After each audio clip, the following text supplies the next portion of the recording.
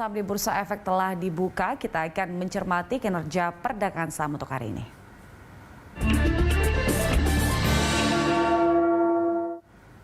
Dan untuk mengetahui pergerakan saham hari ini pemirsa, kita telah terhubung dengan investment spesialis Mega Capital Indonesia, ada Mas Lianto Sudarso. Selamat pagi Mas Lianto. Selamat pagi Mbak Julita. Iya Mas Lianto, ini indeks kita menguat lumayan signifikan nih. Bahkan sekarang di atas 6.200. Kita punya sentimen positif apa di pagi ini? Ya, fantastis ya. Jadi kalau kita lihat IHSG itu sempat maju mundur aja 6.050 sampai 6.150 beberapa mungkin minggu ke belakang gitu ya. Mungkin bikin investor juga bosen ngelihatnya.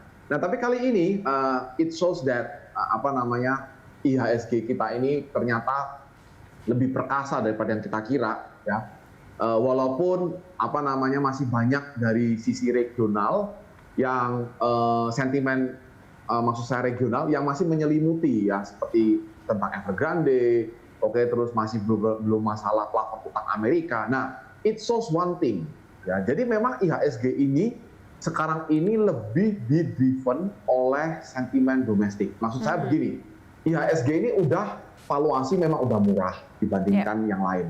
Terus dari kinerja sahamnya secara year to date dibandingkan bursa saham lainnya juga masih terbilang tertinggal ya.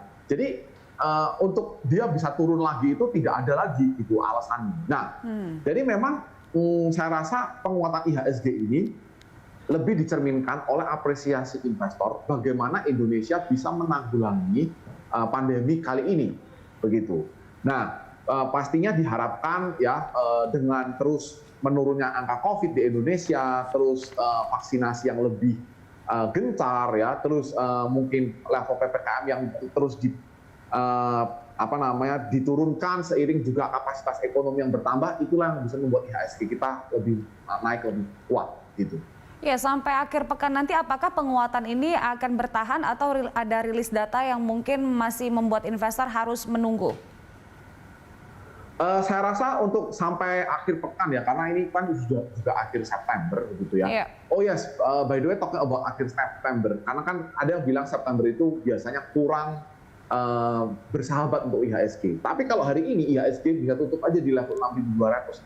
Berarti artinya itu September itu malah September ceria untuk IHSG, bukan September yang kurang bagus untuk IHSG gitu. Jadi memang agak break the pattern kalau kita lihat beberapa tahun ke belakang begitu. Nah, in anyway karena ini juga besok udah awal bulan ya, berarti memang ada beberapa data yang kita lihat gitu ya, seperti PMI, juga inflasi. Nah itu standar sih.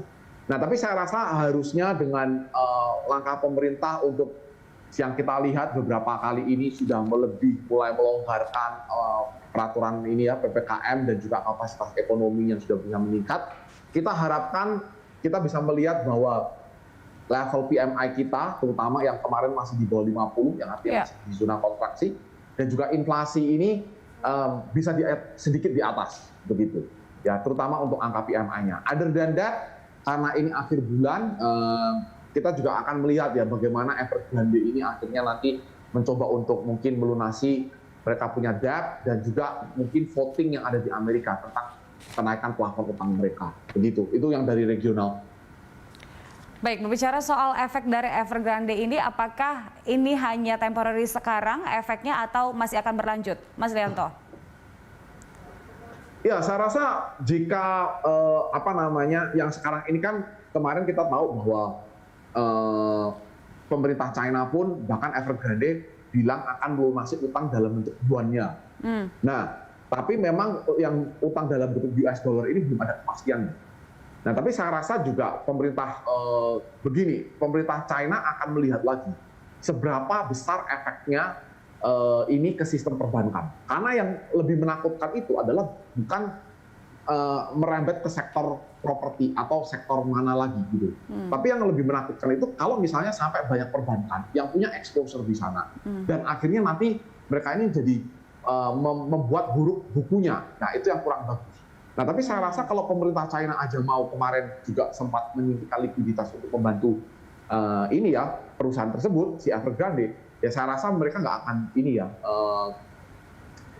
membantu setengah-setengah lah, ibaratnya seperti itu. Nah, sama juga masalah debt ceiling di Amerika, begitu ya. Ini bukan pertama kalinya mereka melakukan seperti ini. Bahkan sampai sekarang kalau kita lihat utang Amerika, GDP utang to GDP mereka itu di atas 120%, gitu. Jadi ya begitu mereka tahu mereka bisa menaikkan pagu utang lagi, ya saya rasa mereka akan dinaikkan sih. Ya, Gitu. meskipun, Karena ini bukan yang pertama kali buat mereka. Iya. Meskipun sentimen dari global ini cenderung menekan, tapi kan dari dalam negeri ini kita siap menyambut September ceria ya, Mas Lianto. Nah, ini tuh sektor dari perbankan kan masih menjadi pendorong utama. Kemudian sektor lainnya yang saat ini berada di teratas apa sih, Mas Lianto?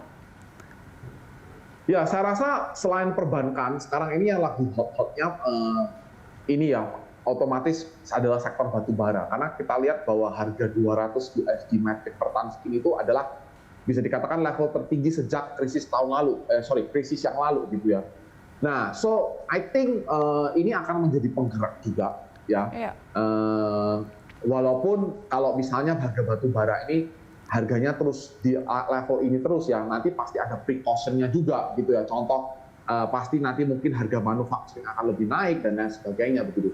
But in anyway, kita juga negara eksportir batu bara, so kita bisa juga enjoy dari cadangan devisa dan memanfaatkan ya menggenjot terus meningkatkan produksi ya, lagi harganya lagi fantastis sekarang ini begitu. Nah, rekomendasi Anda dari batu bara apa pagi ini, Mas Lianto? Oke, kalau harga batu bara karena udah naik cukup signifikan, menurut saya mungkin investor bisa melihat setiap harga saham-sahamnya ini slowly berdasarkan mungkin pergerakan analisa teknikal, ya. Karena kalau kita bilang dari fundamental, ini pertama kali harga batu bara seperti ini, dan kita nggak tahu seberapa lama ini bisa bertahan, gitu. Ya, jadi saya rasa mungkin bisa bagus untuk trading karena masih momentumnya ada di sana. Tapi juga setiap investor bisa menjaga level untuk comfortable-nya sendiri-sendiri lah gitu. Kalau misalnya terjadi ada koreksi dan lain sebagainya. Saya malah lebih tertarik karena IHSG ini udah di atas 6.200. Yeah. Nah, ini adalah saat-saatnya investor untuk akumulasi saham-saham perbankan. Karena IHSG untuk naik ke level selanjutnya mereka akan butuh saham-saham ini. Apa saja dari sektor perbankan, Mas Yanto, yang paling... Yes, anything. BRI, terutama mungkin BRI dan juga Mandiri ya, karena BRI dan Mandiri selesai masalah, selesai right issue-nya, Bank Mandiri tidak ada apa-apa, tapi kalau yang lain seperti BNI, BTN, walaupun menurut saya secara valuasi tetap menarik, tapi masih ada ini ya, mereka masih belum memberikan kejelasan tentang masalah mereka ingin right issue-nya, seperti itu. Mas Lianto, ada juga moratorium sawit saat ini, apakah berpengaruh ke emiten CPO kita? Ya, kalau saya rasa untuk CPO ini yang agak berat dari CPO dan mungkin terutama juga batu bara ini sebenarnya dari segi flow. Karena walaupun harganya naik, ya kalau kita notice harusnya kalau harganya naik segini, harga batu bara itu saham-sahamnya bisa naik lebih kencang lagi. Tapi permasalahannya sekarang ini kan tema investornya itu adalah ESG. Nah, jadi banyak memang, ya saya rasa mungkin yang beli juga banyak lebih dari investor dan institusi lokal. Karena yang asing ini karena terkena faktor ESG, jadi mereka hanya bisa lihat mungkin mostly of them gitu loh. Jadi kalau harga seperti sawit atau bahkan batu bara yang tadi saya katakan, kenapa mungkin investor juga harus lebih cermat ya, lebih untuk trading ya karena faktor itu. Karena banyak investor asing yang juga saya rasa tidak bisa berpartisipasi banyak di sana karena restrain masalah kebijakan untuk investasi ESG begitu. Oke, nah besok sudah masuk bulan baru, bulan Oktober. Yang paling Anda rekomendasikan untuk emiten kita saat ini apa saja, Mas Lianto? Ya, sampai akhir tahun saya lebih suka perbankan dan mungkin otomotif ya. Terutama Astra ya, perbankan ya tadi saya katakan BRI, Bank Mandiri, oke. Terus ada juga ya tadi Astra Internasional, oke. Dan menjelang akhir tahun ini saya rasa saham-saham itu yang bisa menjadi saham unggulan. Yang lain saya rasa akan lebih cenderung untuk ini ya mengikuti sih. Itu menurut saya. Jangka pendek menengah ada perbankan, ada otomotif. Mas Lianto, terima kasih telah bergabung bersama kami pada pagi hari ini. Selamat pagi. Thank you, selamat pagi. Ya pemirsa, itu dia investment spesialis Mega Capital Indonesia ada Maslianto Sudarso. Dan kami masih akan kembali dengan perkembangan terkini seputar perdagangan di pasar komoditas. Informasi selengkapnya akan kami hadirkan langsung dari Jakarta Futures Exchange sesaat lagi.